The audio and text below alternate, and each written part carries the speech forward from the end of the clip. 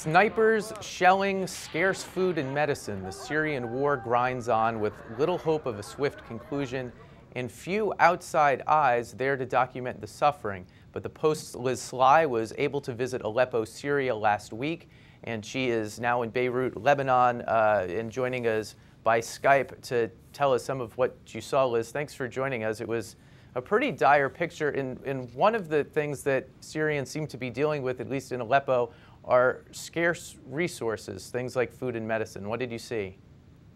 Well, yes, one of the things that you notice very much in Syria, in Aleppo, is that everywhere you go, there are these long queues for bread.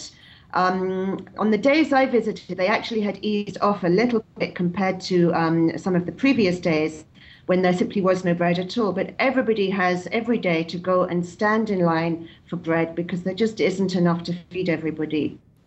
And is it an active theater of war at this point? What's the level of the fighting?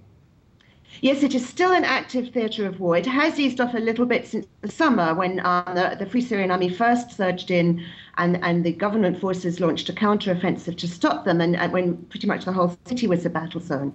Now you have some pretty fixed front lines. There's kind of a circle around the city, some of which is held by the Free Syrian Army, some of which is held by the government. But basically there is fighting going on in Aleppo, somewhere in the city, all of the time, and you hear it. There's either shells going off a long way away or there's shells going off a little closer. And can we tell who's winning? Inside Aleppo, there's really a stalemate. In the big picture in the country, the rebels have been making gains against government forces. But one of the things they've told me is that they've kind of given up trying to take civilian neighborhoods at the moment because the story of Aleppo has really showed what a high price the civilians pay for that. What happens is the Free Syrian Army goes into a neighborhood, it takes control from the government forces, kicks the government forces out, but then the government comes back with heavy shelling and airstrikes, and basically it's only the civilians who suffer. And that risks losing the FSA a lot of support. It's one of the things that you notice in Aleppo as well. The fighters are not that popular. Tell us about the people you met there. What is their condition? What is their demeanor, their outlook?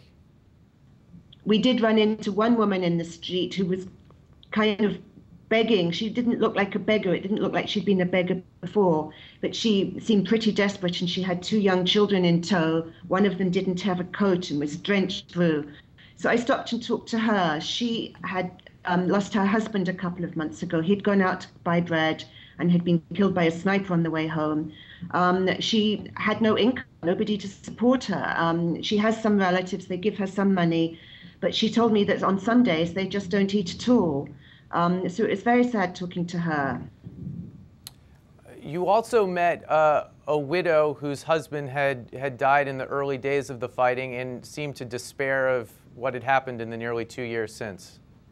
Yes, I was quite struck actually by the number of women I met who had lost their husbands in this fighting. In this woman's case, she's a teacher, and her husband had joined the Free Syrian Army and was killed in the first month of the fighting. She's got 5 children. Because she's a teacher, she's managed to make a very small amount of money taking in private students because all the schools are shut. And she was very despairing as well. Obviously, she supports the revolution. Her husband was a fighter, but she doesn't see any chance of a solution anytime soon. She thinks it's going to continue for at least as long as it has lasted already. And when I asked her whether she meant the 5 months in Aleppo or the 2 years of the revolution, she said the 2 years of the revolution. Liz, thanks so much for filling us in. It's really fascinating and also heartbreaking stuff. Thank you.